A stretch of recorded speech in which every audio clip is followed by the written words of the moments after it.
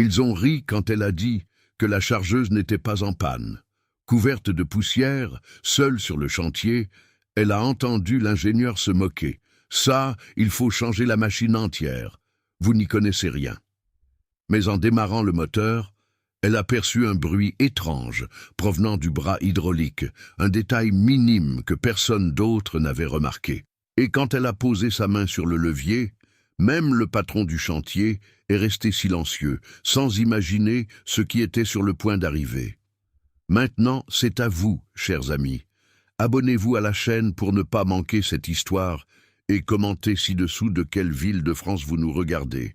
Je veux savoir d'où vous me suivez. Le soleil d'Occitanie à 11 heures du matin n'est pas une plaisanterie, les amis.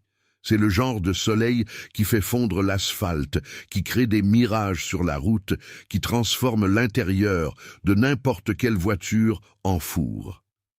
Et voilà Laura Nogueira, 26 ans, au volant de sa Toyota Hilux 2010 sur la RN 113, la climatisation luttant bravement contre la chaleur écrasante, tandis qu'elle accélère en direction du chantier de l'autoroute, en cours de doublement entre Montpellier et la frontière avec l'Espagne. Ses mains sur le volant sont des mains qui racontent des histoires, vous savez, calleuses, avec de petites cicatrices de longues années de travail avec le métal et les machines, des ongles courts et pratiques. En conduisant, Laura passe en revue mentalement tout ce qu'elle sait sur la Caterpillar 950H, la géante jaune qui, selon le coup de téléphone urgent reçu hier soir, est à l'arrêt depuis 5 jours, avec une panne critique non diagnostiquée. 5 mécaniciens spécialisés ont déjà essayé. 5 mécaniciens certifiés par Caterpillar n'ont pas réussi à découvrir le problème, mais Laura n'est pas nerveuse. Vous savez pourquoi? Parce que depuis l'âge de 12 ans, elle a appris que les machines parlent. Elles racontent leurs secrets à qui sait écouter. Et celui qui lui a appris ça, c'est son grand-père, Raymond Nogueira, son grand-père maternel. Un homme qui a passé 40 ans à conduire des engins lourds sur la construction de l'autoroute A75. Cette œuvre gigantesque qui a traversé le Massif central il y a des décennies. Laissez-moi vous raconter comment c'était. Quand Laura avait 12 ans, son grand-père Raymond emmenait sa petite fille au hangar, où il rangeait ses outils après le travail. Là, avec la patience de celui qui aime enseigner, il lui montrait chaque vis, chaque système hydraulique, chaque secret de ces géantes de métal. « Laura, ma petite fille, » disait-il avec cette voix grave et douce, « le bruit d'une machine, c'est comme le battement d'un cœur. Apprenez à écouter et elle vous racontera tout. » Et Laura a appris. Mon Dieu, comme elle a appris. Mais la vie, vous savez, n'est pas toujours tendre avec nous. Quand Laura avait 18 ans et était sur le point de réaliser son rêve d'étudier l'ingénierie mécanique à Lyon, son grand-père Raymond a eu un AVC. À 73 ans, cet homme fort comme un taureau fut terrassé par un accident vasculaire qui laissa son côté gauche partiellement paralysé et sa parole altérée. Soudain, l'homme qui subvenait aux besoins de la famille ne pouvait plus travailler. Laura n'a pas réfléchi à 2 fois. Elle a rangé ses livres d'ingénierie, a pris les outils de son grand-père et a transformé le hangar abandonné de la ferme familiale en atelier. À 18 ans, les amis. 18 ans.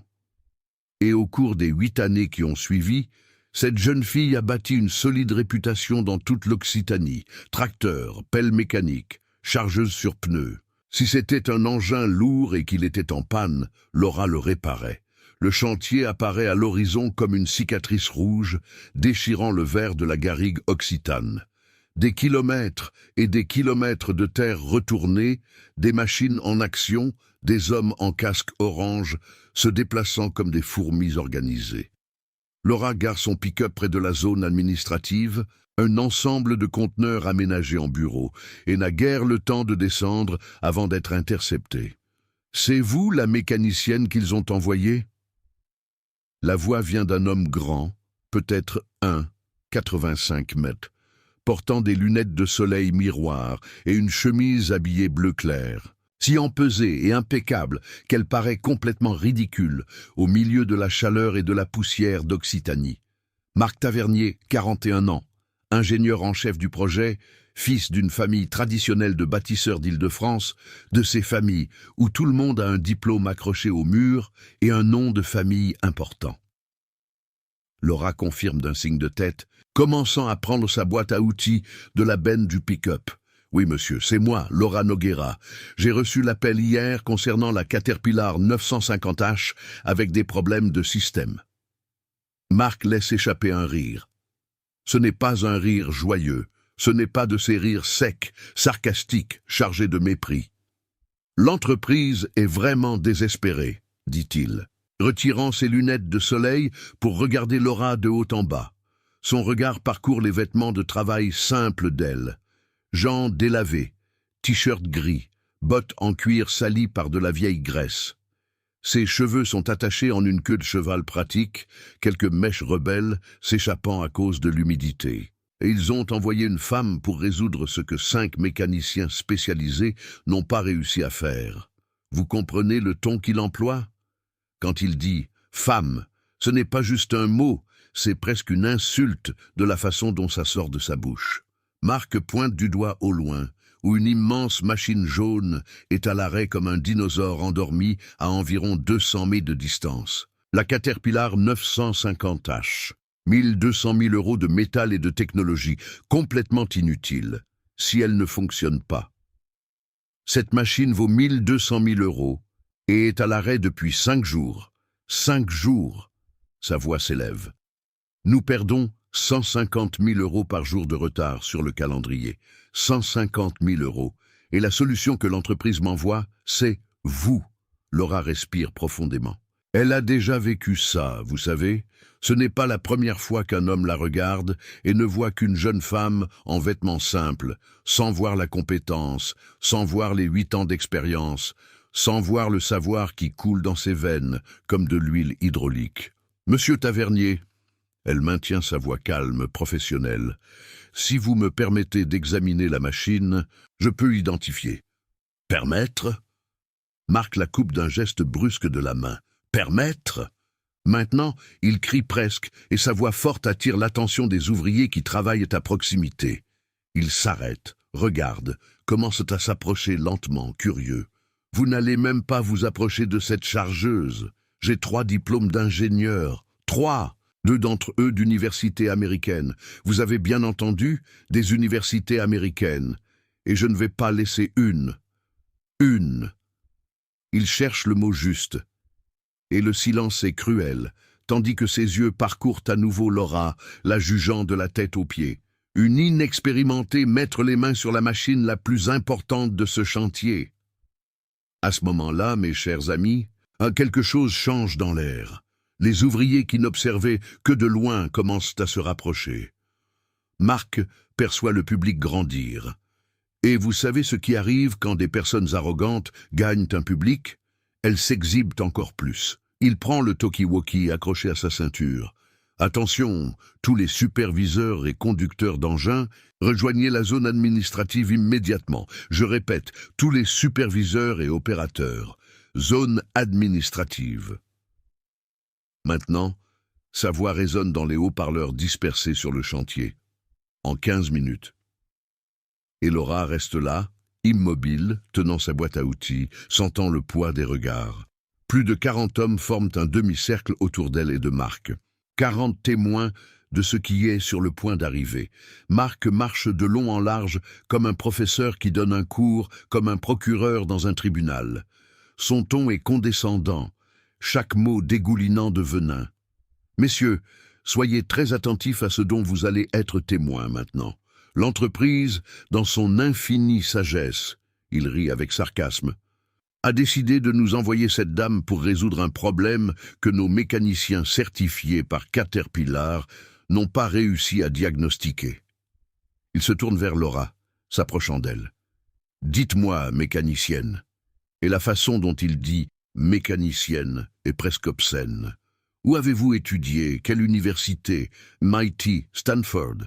Quelle est votre certification internationale de Caterpillar, de Komatsu, hein? Laura déglutit difficilement. Elle sent 40 paires d'yeux sur elle. Elle sent le soleil écrasant, elle sent le poids de l'humiliation construite, brique par brique, mais elle maintient sa voix ferme. J'ai appris avec mon grand-père, Raymond Noguera. Il a conduit des engins lourds pendant 40 ans sur la construction de l'A75. Je travaille depuis 8 ans dans la maintenance spécialisée en... Le rire de Marc coupe l'air comme une scie électrique. C'est un rire cruel, exagéré, théâtral. Et certains des hommes présents, pas tous mais certains, rient avec lui. Son grand-père, elle a appris avec son grand-père. Marc tape des mains comme s'il avait entendu la blague la plus drôle du monde.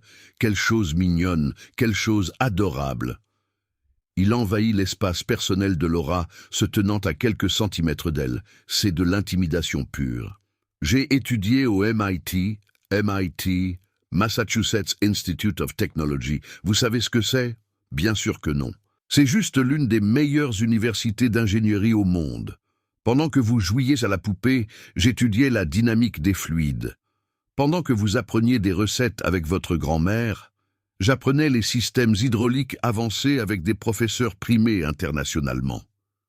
Laura sent le sang lui monter à la tête, mais elle se force à rester calme. Elle respire profondément une fois, 2 fois. Elle se souvient de son grand-père disant « Quand quelqu'un vous humiliera, ma petite fille, ne laissez pas la colère vous dominer. Laissez votre travail parler pour vous. » Mais mon Dieu, c'est difficile. C'est si difficile de rester digne quand quelqu'un vous déchire devant 40 hommes. Monsieur Tavernier, elle essaie de nouveau, et vous pouvez entendre le tremblement dans sa voix qu'elle lutte pour contrôler. Si vous me laissiez simplement voir la machine, examiner le système hydraulique, voir la machine. Marc rit, se tournant vers l'auditoire d'ouvriers comme s'il était à un spectacle. Vous savez quoi? Je vais faire mieux que ça. Je vais donner une chance à notre mécanicienne ici. Il sort son téléphone de sa poche et commence à filmer, pointant la caméra directement vers Laura. Chers amis de mes réseaux sociaux, préparez-vous à un sacré divertissement. Moi, Marc Tavernier, ingénieur diplômé du MIT, je vais permettre à cette jeune femme ici qui a appris la mécanique avec son grand-père, il rit devant la caméra, d'essayer de diagnostiquer le problème de notre Caterpillar 950 de 1200 000 €.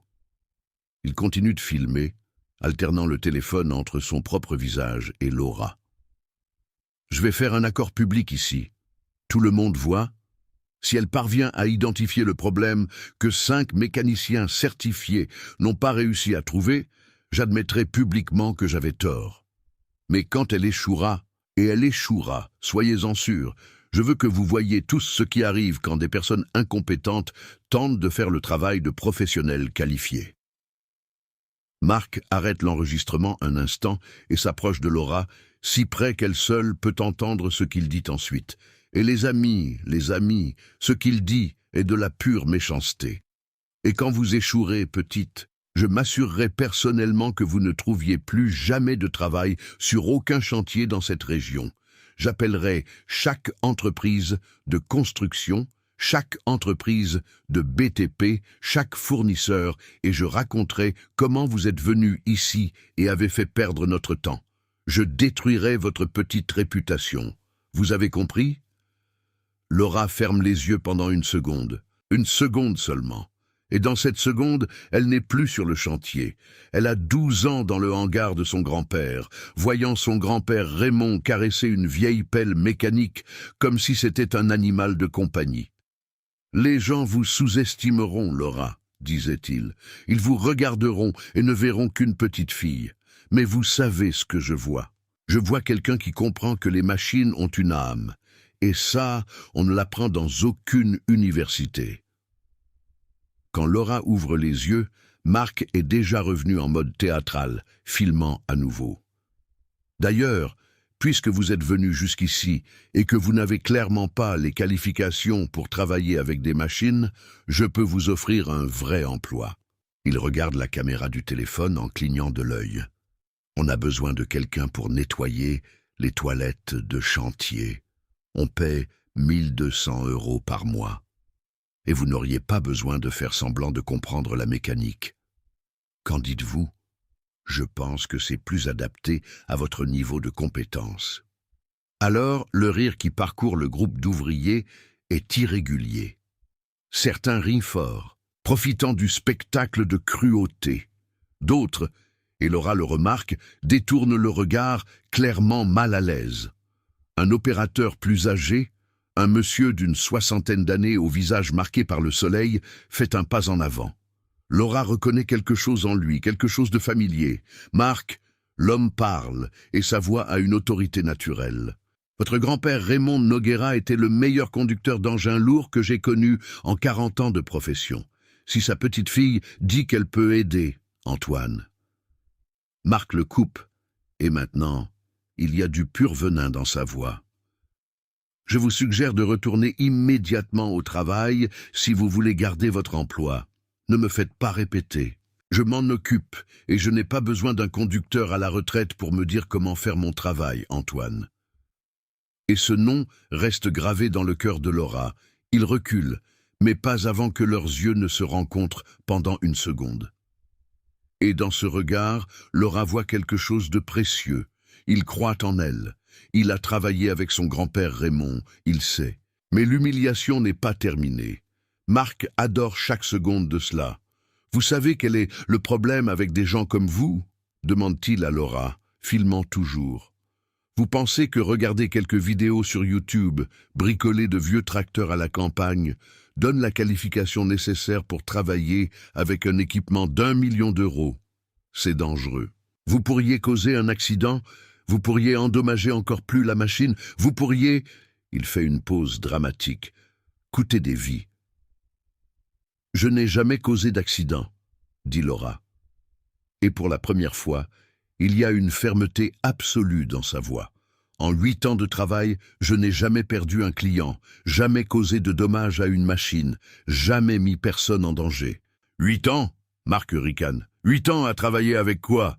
Une vieille 2CV, un tracteur des années 70 ? Ça, c'est une Caterpillar 950H, modèle 2018, avec un système hydraulique informatisé de dernière génération, un moteur diesel de 274 chevaux, une capacité de charge de 2,3 mètres. Vous ne devez même pas savoir ce que la moitié de ces termes signifient. Mais là, mes amis, quelque chose se brise à l'intérieur de Laura. Ce n'est pas de la colère, c'est quelque chose de plus profond. C'est le souvenir de son grand-père allongé sur son lit d'hôpital après l'AVC, lui tenant la main avec sa bonne main, disant avec difficulté « Ne laisse personne te rabaisser ». C'est le souvenir des nuits blanches, passées à étudier des manuels techniques pendant que le reste de la famille dormait. C'est chaque machine qu'elle a réparée, chaque client satisfait, chaque défi surmonté. Quand elle parle de nouveau, sa voix est différente. Il n'y a plus rien de défensif. Elle est calme, elle est ferme, elle est absolument confiante. Monsieur Tavernier, vous avez dit que 5 mécaniciens certifiés par Caterpillar n'ont pas réussi à diagnostiquer le problème. Puis-je poser quelques questions techniques sur ce qu'ils ont tenté ? Marc, surpris par le changement de ton d'elle, mais toujours confiant en sa supériorité, fait un grand geste de la main libre tout en continuant à filmer avec l'autre. Bien sûr, posez vos petites questions techniques. Ça va être amusant, ça va montrer exactement à quel point vous n'êtes pas à la hauteur. Ils ont vérifié le système hydraulique principal, la pression de la pompe, les distributeurs hydrauliques, les filtres. Évidemment qu'ils ont vérifié 3 fois. Ils ont même changé la pompe principale, pensant que c'était ça. Et le système de filtration d'huile hydraulique. Ils ont vérifié la contamination, la viscosité, la température de fonctionnement. Marc hésite une fraction de seconde, mais répond « Oui, ils ont changé tous les filtres par précaution. La pression du système était dans les paramètres spécifiés par Caterpillar entre 2903 et 3200 PSI pour une 950H avec système de levage en fonctionnement normal. Et là, les amis, vous voyez. Marc hésite un peu plus cette fois. Oui, je crois que c'était dans les paramètres. Vous croyez ? Laura fait un pas en avant, petit mais significatif. Vous n'êtes pas sûr, parce que si la pression fluctuait même dans la plage acceptable, Cela indiquerait une perte progressive à un point du circuit hydraulique. Ça a été vérifié, répond Marc. Et maintenant, il y a une touche de défensive dans sa voix. Certains ouvriers commencent à vraiment prêter attention, non plus comme des spectateurs d'un spectacle d'humiliation, mais comme des témoins de quelque chose d'intéressant qui se passe. Laura continue, et maintenant elle est dans son élément. Et les joints? Quelqu'un a inspecté les joints du vérin de levage. Je ne parle pas des joints externes que tout le monde peut voir. Je parle des joints internes, des segments d'étanchéité primaire et secondaire du piston. Silence.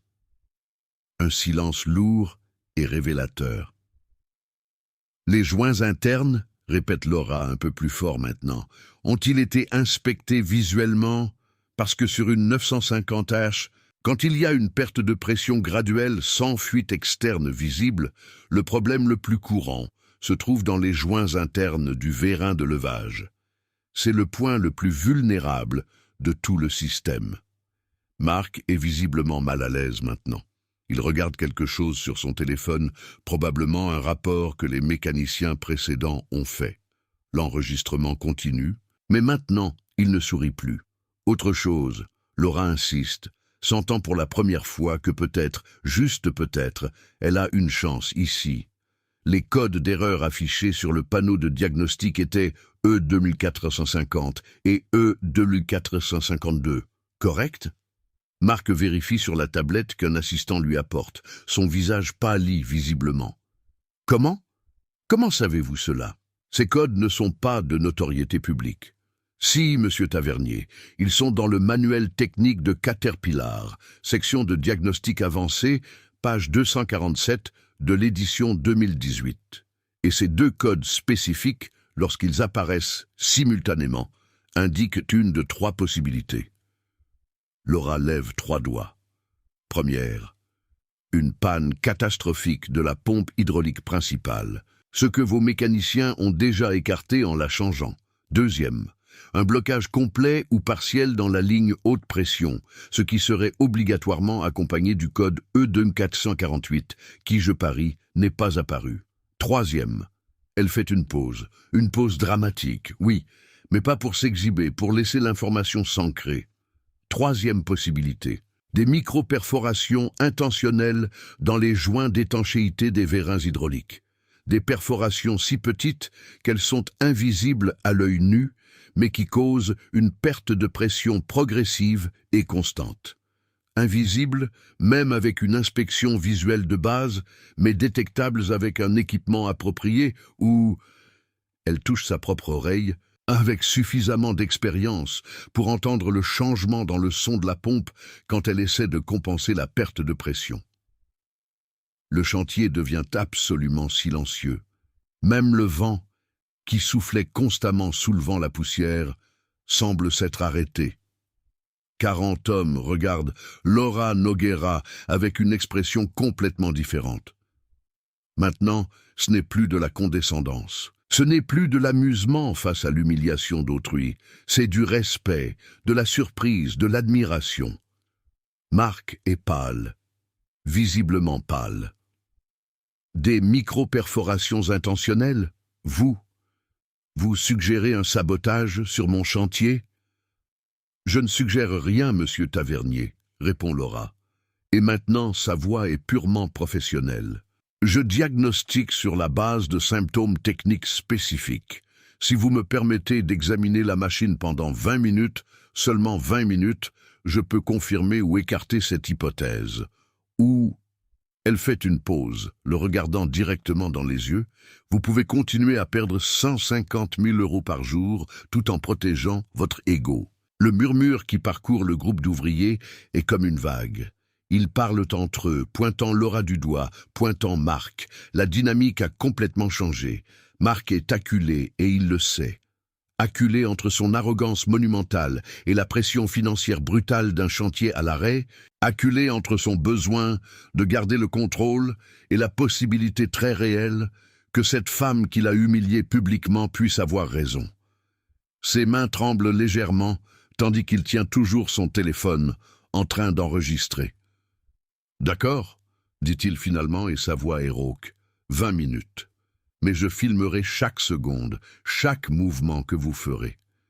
Et quand vous échouerez, quand vous ne trouverez rien, ou pire, quand vous endommagerez quelque chose. Si je me trompe, Laura l'interrompt, et maintenant, elle regarde non seulement lui, mais les 40 hommes présents. Vous pourrez me chasser d'ici et faire ce que vous voulez de ma réputation.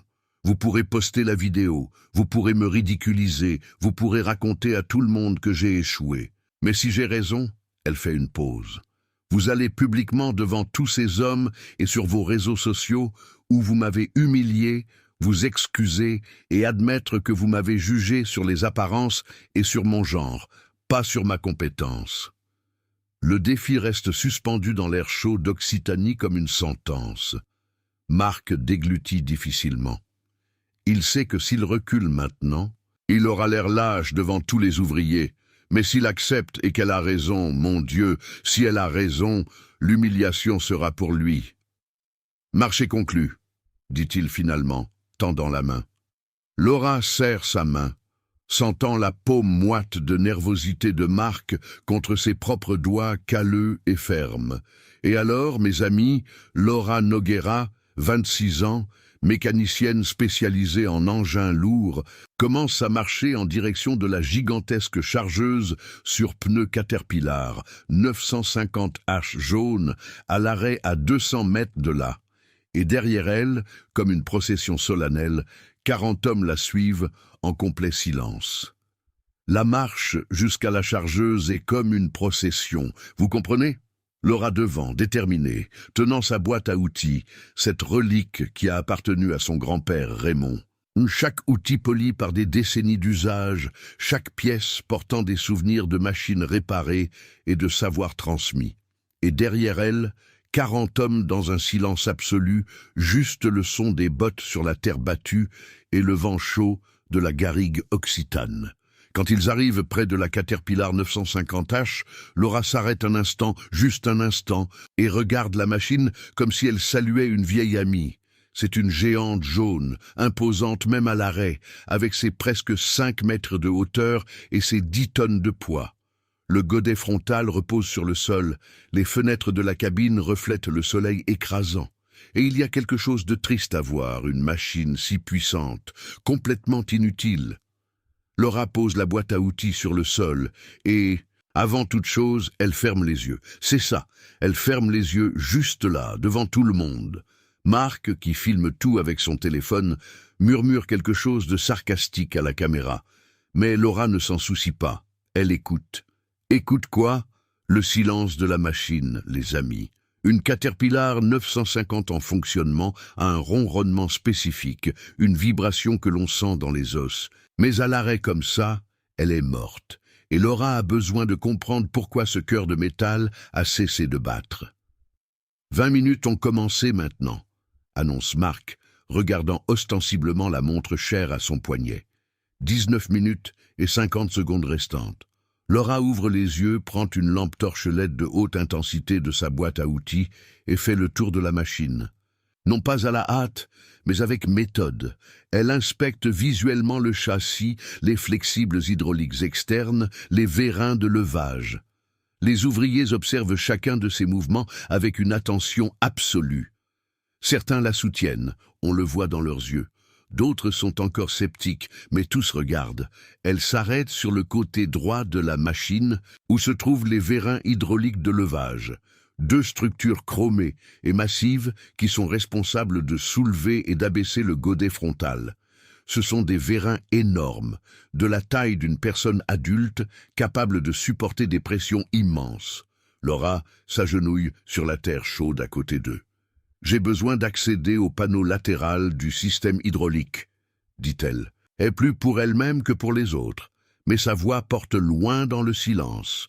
Elle prend une clé appropriée, une douille de 19 mm, et commence à retirer les vis du couvercle d'accès latéral. Chaque mouvement est précis, confiant. Il n'y a aucune hésitation. Elle connaît ses machines comme elle connaît le creux de ses propres mains. Quand le couvercle s'enlève, il révèle l'intérieur complexe du système hydraulique. flexible, distributeur, capteur, tout est luisant d'huile. Laura prend une loupe technique dans la boîte, une de ces loupes professionnelles que les mécaniciens utilisent pour l'inspection de précision, et commence à examiner les joints des vérins. Elle utilise la lampe torche LED pour éclairer chaque centimètre, ses yeux parcourant la surface du caoutchouc renforcé des joints avec une concentration absolue. 15 minutes, annonce Marc, mais maintenant, il y a moins de confiance dans sa voix, car il voit l'expertise de Laura, la façon dont elle travaille. Et ce n'est pas de l'amateurisme, non, c'est du professionnalisme pur. Laura continue l'inspection millimétrique. Le premier joint, rien. Le deuxième joint, rien. Elle se déplace vers le vérin de gauche, répète le processus. Troisième joint, rien. Quatrième joint, rien. La sueur coule sur son front. Le soleil est brutal et elle est agenouillée sur le sol chaud, penchée sur la machine. Mais elle ne s'arrête pas, ne vacille pas. Et puis, sur le cinquième joint, elle s'arrête complètement immobile. Son corps se tend. Les ouvriers les plus proches perçoivent le changement et s'approchent davantage. « J'ai trouvé », dit-elle. Et la voix est basse, mais chargée d'une certitude absolue. « Trouvé quoi ?» Marc s'approche, filmant toujours. « Je ne vois rien. »« Parce que ce n'est pas fait pour être vu à l'œil nu », répond Laura. Elle prend dans sa boîte un équipement que personne n'attendait. Une caméra d'inspection endoscopique, de celles que les médecins utilisent, mais adaptée à la mécanique, connectée à une tablette. C'est un équipement cher, professionnel, le genre de choses que seul quelqu'un de vraiment sérieux dans son travail posséderait. Elle connecte la caméra, ajuste les paramètres de grossissement et insère la pointe à l'endroit exact du joint qu'elle examinait avec la loupe. Sur l'écran de la tablette, agrandi 20 fois, apparaît l'image. Et, les amis, mon Dieu, elle avait raison. 3 perforations minuscules, si petites qu'elles semblent n'être que des imperfections du matériau, mais à l'agrandissement, on peut les voir clairement.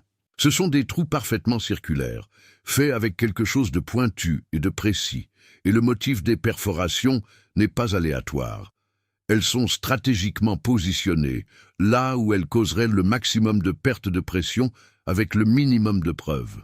Laura tourne la tablette pour que tous puissent voir. D'abord les ouvriers les plus proches, puis délibérément vers Marc et la caméra de son téléphone.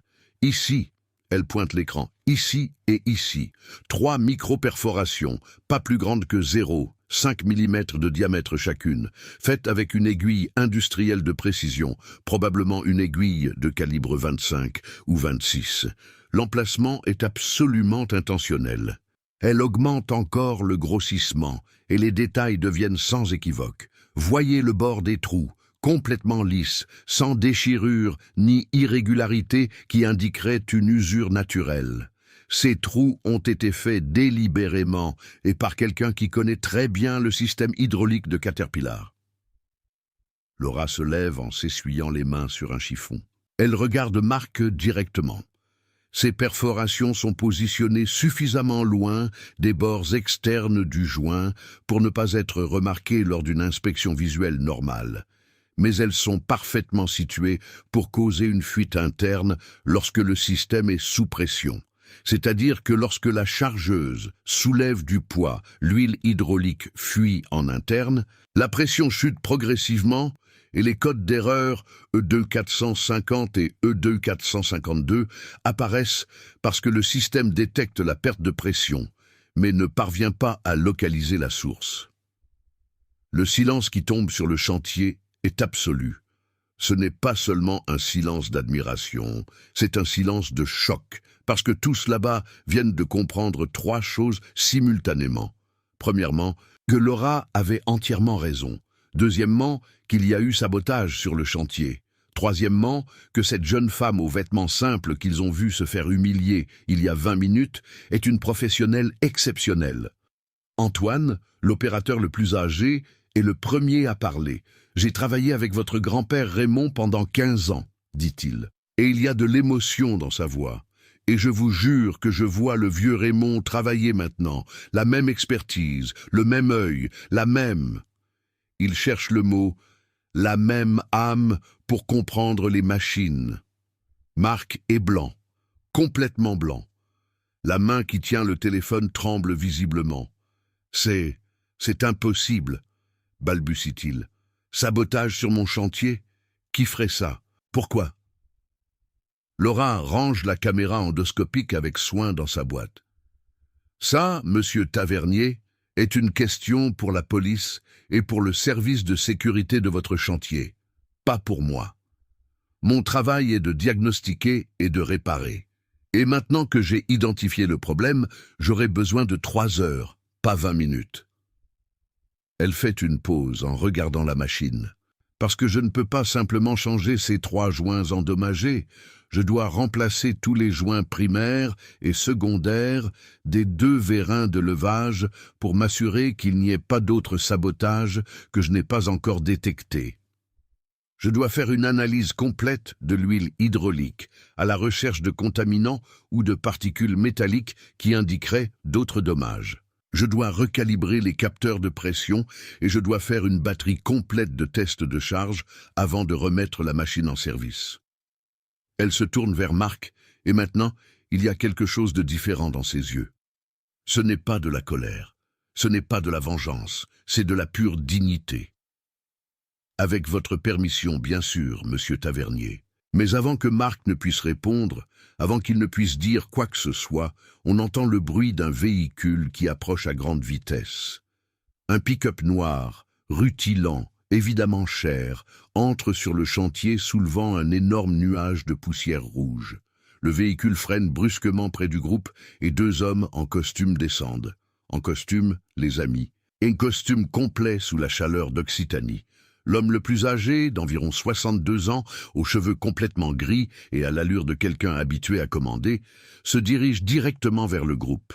Son visage est rouge, non pas à cause du soleil, mais de pure colère. Gauthier Andrieux, directeur régional de l'entreprise de construction Andrieux et Fils. Le nom de famille n'est pas là par hasard. C'est l'entreprise de sa famille. Marc, hurle-t-il et sa voix résonne sur tout le chantier. Il ignore complètement tous les 40 ouvriers. Il ignore Laura. Il va directement vers l'ingénieur en chef. 5 jours avec la machine la plus importante du chantier à l'arrêt et vous n'avez rien résolu. J'ai dû venir personnellement ici. J'ai dû appeler moi-même la meilleure ingénieure mécanique de la région Occitanie pour nettoyer votre incompétence monumentale. Il est si furieux qu'il crache un peu en criant. Marc recule, littéralement recule physiquement. Monsieur Andrieux, je ne savais pas que vous aviez. Personne ne m'a informé que... Personne ne vous a informé. Gauthier se tourne vers lui, les yeux exorbités. Personne ne vous a informé qu'après 5 jours d'échec total, j'allais prendre des mesures. Vous vous attendiez à ce que je reste à regarder la société perdre 150 000 € par jour pendant que vous jouiez à l'ingénieur. Ce n'est qu'alors que Gauthier Andrieux remarque finalement Laura. Il cesse de crier et son expression change complètement, passant du visage rouge de colère à un sourire sincère de soulagement. « Laura Noguera, grâce à Dieu, vous avez répondu à mon appel et êtes venue. Je suis profondément désolé d'avoir mis si longtemps à vous appeler directement, mon ingénieur en chef. » Il lance un regard de pur mépris à Marc, a insisté pour pouvoir résoudre le problème seul. Il a insisté pendant 5 jours que nous n'avions pas besoin d'aide extérieure. Marc semble sur le point de s'évanouir. « Monsieur Andrieux, je ne savais pas.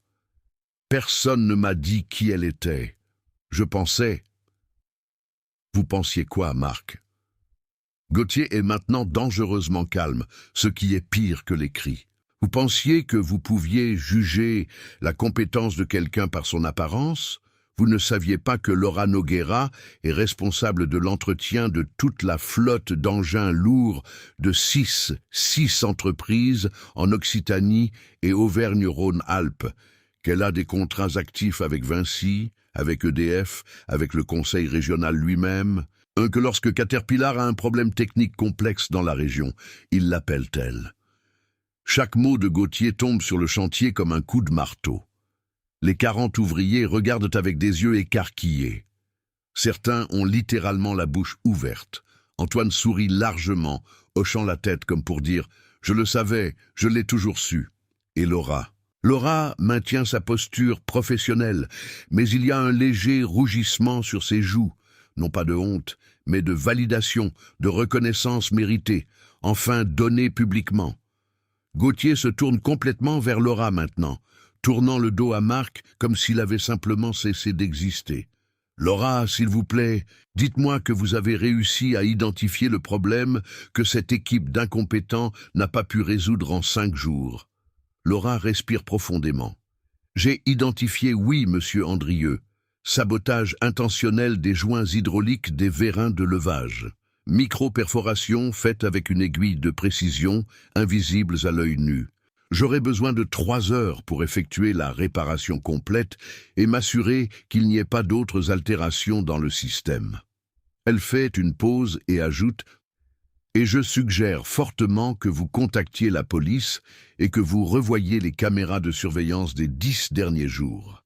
Celui qui a fait cela connaît très bien le système hydraulique de Caterpillar. C'était le travail de quelqu'un avec des connaissances techniques. » Le visage de Gauthier devient grave. Il hoche lentement la tête, assimilant l'information.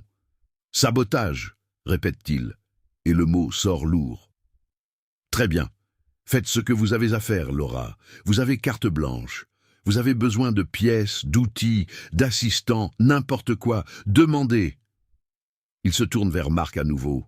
Et les amis, la façon dont il regarde l'ingénieur en chef est déchirante. Ce n'est plus de la colère, c'est de la déception. De la déception profonde. « Monsieur Marc Tavernier, dans mon bureau demain à 8 heures précises. Et vous pouvez apporter votre lettre de démission préparée, parce qu'après cette démonstration publique d'incompétence technique, et pire encore, de manque total de professionnalisme et de respect, vous êtes suspendu de toutes vos fonctions, jusqu'à nouvel ordre. » Marc tremble, littéralement tremble. Ses jambes semblent sur le point de céder à tout moment. « Monsieur Andrieux, s'il vous plaît, je peux expliquer. Je ne savais pas quelle était. » « Vous ne saviez pas quelle était quoi, Marc ?» Gauthier. « Compétente, qualifiée, vous aviez besoin de savoir qui elle était pour la traiter avec un respect élémentaire, pour ne pas l'humilier publiquement devant 40 employés. » Walter pointe le téléphone que Marc tient encore, oublié dans sa main. « Et vous avez même tout filmé. Posté sur les réseaux sociaux. Mon Dieu, Marc, avez-vous une idée du procès pour harcèlement moral qui peut nous tomber dessus? » C'est à ce moment-là, mes amis, que Marc s'effondre complètement, non pas physiquement, mais vous pouvez voir que cela se produit. Tout cet orgueil, toute cette arrogance basée sur les diplômes et le nom de famille, tout s'écroule. Il se couvre le visage de ses mains, et quand il baisse de nouveau les mains, il y a des larmes dans ses yeux. Non pas des larmes d'auto-apitoiement, des larmes de honte sincère. Il se tourne vers Laura et la marche de 3 mètres jusqu'à elle semble une éternité. Les ouvriers s'écartent. Personne ne parle. Personne n'ose briser ce moment. Laura, sa voix est rauque, brisée. « Je n'ai pas de mots pour exprimer à quel point je suis désolé. Ce que j'ai fait était... » Il cherche les mots justes. « C'était impardonnable. Je vous ai jugé. Je vous ai humilié, je vous ai manqué de respect de la pire façon possible. Et pourquoi? » Il rit, mais c'est un rire amer, sans aucune joie. « Parce que vous n'aviez pas les diplômes que j'ai? Parce que vous avez appris avec votre grand-père au lieu d'une université américaine? Parce que vous êtes une femme travaillant dans une profession que des hommes comme moi pensent être la nôtre seulement. » Laura l'observe en silence, le laissant parler. Et Marc continue, les mots sortant comme une confession. « J'ai passé toute ma vie à être Marc Tavernier, fils d'un important constructeur. J'ai étudié dans les meilleures écoles. J'ai 3 diplômes accrochés au mur de mon bureau. Et vous savez ce que j'ai découvert aujourd'hui? Que je ne sais rien. Rien de vrai. Je connais la théorie, je connais les équations, je sais faire de beaux calculs structurels sur papier. Mais vous comprenez ces machines d'une manière que je ne comprendrai jamais, parce que vous avez appris avec amour, avec dévouement, avec les mains dans la graisse et je vous ai traité comme une moins que rien pour cela. Un des ouvriers, non, pas Antoine, un autre plus jeune murmure « Merde !» tout bas. Mais dans le silence général, tout le monde entend. Parce que ce qui se passe ici est rare, trop rare. Un homme de pouvoir reconnaissant publiquement qu'il avait tort, qu'il a été cruel, qu'il doit changer. Cela n'arrive pas tous les jours. Marc s'essuie les yeux avec le dos de sa main. Vous m'avez donné une leçon qu'aucune université n'aurait pu me donner. Vous m'avez montré que les titres sans humilité ne sont que du papier sur le mur. Vous m'avez montré que le savoir vient de nombreuses sources. Et vous m'avez montré, il déglutit difficilement, que j'ai beaucoup à apprendre sur la façon d'être un être humain décent. Laura parle finalement, et sa voix est ferme, mais pas cruelle. Monsieur Tavernier, vous n'êtes pas un homme mauvais. Aujourd'hui, vous avez été un homme arrogant. Et il y a une énorme différence entre ces deux choses. La méchanceté est intrinsèque, l'arrogance peut être guérie. La question est, voulez-vous vraiment apprendre ou est-ce juste une performance parce que votre patron est présent? La question coupe comme un scalpel. Marc se recroqueville visiblement, mais ne détourne pas le regard. « Je veux apprendre », dit-il, et il y a une sincérité pure dans sa voix. « J'ai besoin d'apprendre, parce que si je continue d'être la personne que j'ai été aujourd'hui, je ne mérite pas d'être dans cette profession. Je ne mérite pas de travailler avec des personnes dévouées comme vous. Je ne mérite rien. » Laura tend la main, cette main calleuse, tachée de vieille graisse avec de petites cicatrices de longues années de travail. Marc regarde la main pendant une seconde, puis la serre. La poignée est ferme, et dans ce contact, quelque chose passe entre eux. Ce n'est pas de l'amitié, pas encore, mais c'est le début de quelque chose, du respect peut-être, ou la possibilité de. « À propos de cette vidéo que vous avez filmée en m'humiliant, » dit Laura, lâchant sa main. « Vous avez promis des excuses publiques. Si j'avais raison, il est temps de tenir votre promesse. » Marc acquiesce immédiatement. Il prend son téléphone, les mains encore un peu tremblantes, et juste là, devant tout le monde, il enregistre une vidéo de 5 minutes. Ce n'est pas des excuses tièdes, non. C'est dévastateur dans son honnêteté. Il admet chaque erreur, chaque mot cruel, chaque seconde d'humiliation qu'il a infligée. Il loue la compétence extraordinaire de Laura, reconnaît ses propres préjugés et termine en disant quelque chose que personne n'attendait. Si vous êtes jeune, si vous êtes une femme, si vous n'avez pas de diplôme, mais que vous avez un vrai savoir, ne laissez pas des gens comme moi vous faire sentir petite. Parce qu'aujourd'hui, j'ai appris que le vrai savoir ne vient pas d'où vous avez étudié, mais de combien vous vous dévouez à ce que vous faites. Il poste la vidéo sur tous les réseaux sociaux, Instagram, Facebook, LinkedIn, partout où il a des abonnés. Et ils sont nombreux parce que Marc Tavernier était connu dans le milieu du BTP. En quelques minutes, les notifications commencent, commentaires, partages, la vidéo se répand. Gauthier Andrieux observe tout avec une expression impénétrable. Quand Marc termine, le directeur régional parle. « Cela ne change pas le fait que vous êtes suspendu, Marc, mais cela change le fait que peut-être, juste peut-être, il y a encore de l'espoir pour vous. Maintenant, sortez de ma vue et laissez la professionnelle travailler. » Marc s'éloigne, mais avant, il regarde une dernière fois Laura. « Merci, dit-il, et ce n'est pas du sarcasme, c'est une gratitude sincère de m'avoir donné cette leçon. J'en avais besoin. » Les 3 heures suivantes sont un pur spectacle technique. Laura travaille avec une précision chirurgicale et plusieurs ouvriers se portent volontaires pour l'aider. Elle transforme la réparation en une leçon pratique, expliquant chaque étape, chaque procédure. Antoine travaille à ses côtés comme assistant principal et le vieil opérateur a les larmes de fierté aux yeux à plusieurs reprises. Quand finalement la Caterpillar 950H rugit de nouveau à la vie parfaite et saine, la petite foule qui observait éclate en applaudissements, et Laura, en sueur et sale de graisse de la tête aux pieds, sourit, parce qu'au final, c'est ça qui compte. Le travail bien fait, la machine qui fonctionne, la dignité préservée. 10 mois plus tard, mes chers amis, le chantier de la RN 113 est méconnaissable. La route a avancé de kilomètres. Le calendrier a non seulement été rattrapé, mais il est en avance, et il y a une énergie complètement différente dans l'air. Des machines fonctionnant parfaitement, des équipes travaillant en harmonie. Et au centre de tout, dans un bureau moderne de conteneurs climatisés, se trouve Laura Nogueira. Mais ce n'est plus la Laura d'il y a 10 mois. C'est-à-dire que c'est la même personne. Elle porte toujours les mêmes vêtements de travail pratiques, elle a toujours ses mains calleuses, elle porte toujours la même humilité authentique, mais maintenant sur la porte du bureau, il y a une plaque.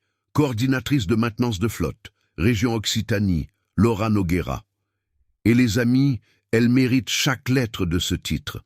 Le petit atelier dans le hangar de la ferme de son grand-père s'est transformé avec le contrat substantiel de l'entreprise de construction Andrieux et Fils et 3 autres contrats qui sont venus après.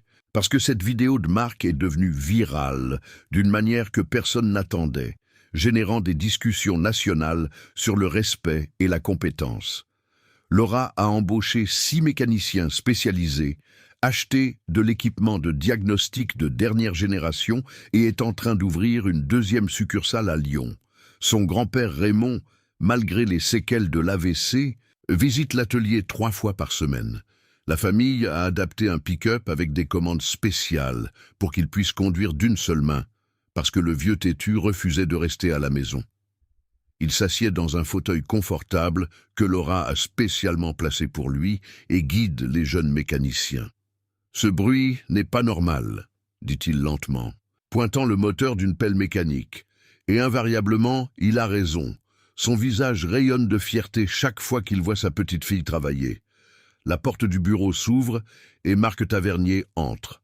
Mais vous ne reconnaîtriez pas le Marc d'il y a 10 mois.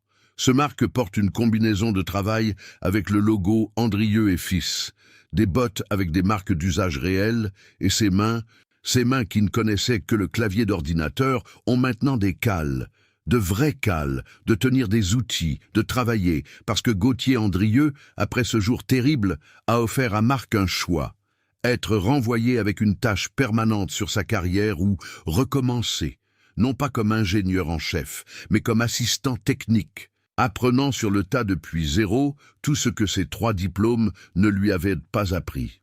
Marc, à la surprise de beaucoup, a choisi la 2e option. « Laura », dit-il, et il y a un respect sincère dans sa voix, ce genre de respect qui ne se simule pas, qui vient d'une véritable reconnaissance. J'ai terminé l'inspection complète des 5 pelles mécaniques du secteur nord. J'ai trouvé un problème potentiel dans le système de rotation du numéro 7. Les roulements commencent à montrer une usure irrégulière. Puis-je avoir votre avis sur les données avant de faire le rapport, Laura ? Laura lève les yeux des rapports qu'elle révisait et sourit. Ce n'est pas un sourire de supériorité, c'est un sourire de professeur qui voit un élève progresser. Bien sûr, Marc, montrez-moi ce que vous avez trouvé. Ils travaillent ensemble pendant 40 minutes, révisant les données de vibration, les modèles d'usure, les températures de fonctionnement.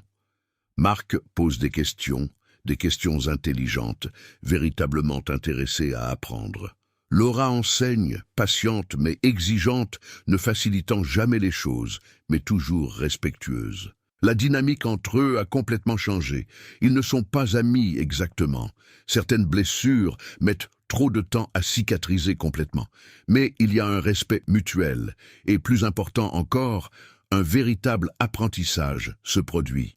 L'après-midi, pendant la pause, ils sont assis à l'ombre d'une des gigantesques chargeuses sur pneus.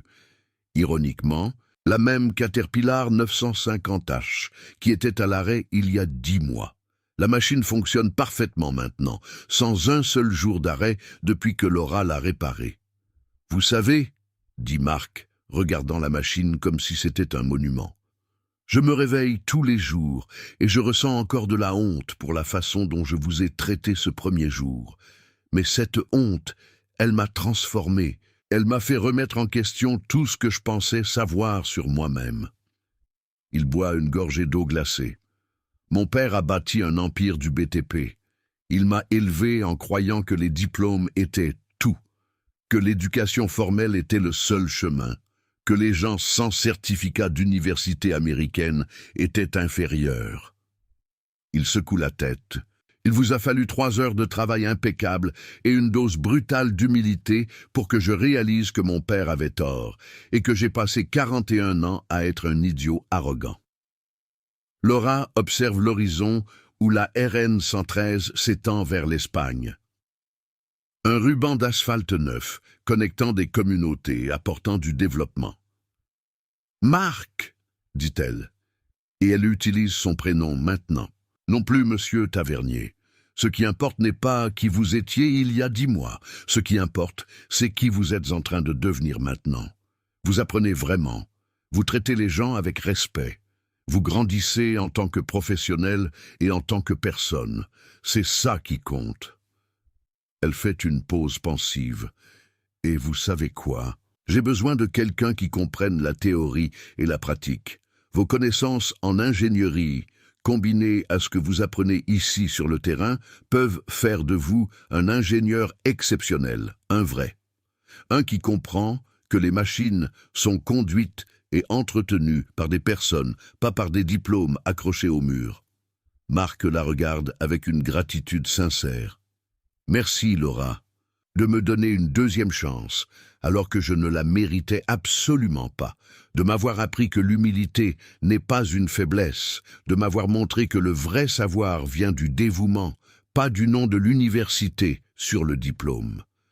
Tout le monde mérite une deuxième chance, répond Laura. Mon grand-père me l'a appris. Il disait toujours que les machines peuvent être réparées si vous avez les bons outils et la patience nécessaires. Et les gens aussi. Il faut juste avoir les bons outils. Humilité, honnêteté et une réelle volonté d'apprendre. Cette nuit-là, à la ferme, Laura dîne avec son grand-père Raymond. La table est simple, un bon plat mijoté, du pain frais, du fromage. Mais la nourriture n'a jamais été ce qui comptait lors de ces repas. C'est la compagnie, c'est la connexion. Le vieil opérateur, luttant contre les séquelles de l'AVC, parvient à exprimer son immense fierté. Vous avez fait ce qu'il fallait. Chaque mot est un effort, mais il persiste. Ce n'était pas de la vengeance, c'était enseigner. C'est ça, la grandeur. Laura tient la main ridée et encore forte de son grand-père, sentant la connexion entre générations. Tout le savoir qui est passé de son grand-père Raymond à elle, qu'elle transmet maintenant à d'autres. « J'ai appris avec le meilleur, grand-père, » dit-elle, et il y a des larmes de gratitude dans ses yeux. « Tout ce que je suis, tout ce que je parviens à faire vient de vous, de votre exemple, de votre patience, de votre amour pour ces machines. » Raymond sourit. Ce sourire qui illumine son visage marqué par le temps et le travail acharné, et serre la main de sa petite fille avec toute la force qu'il lui reste. Et Laura comprend que ce moment, plus que tout contrat millionnaire ou titre professionnel, est la vraie récompense. Avoir honoré l'héritage de son grand-père, avoir prouvé que le savoir prend de nombreuses formes, et avoir fait tout cela sans perdre sa dignité ou sa compassion. Parce qu'au final, peu importe le nombre de diplômes que vous avez accrochés au mur, ce qui importe, c'est le respect que vous gagnez par votre travail, par la façon dont vous traitez les gens et par l'humilité de reconnaître que toujours, il y a plus à apprendre. Ouais,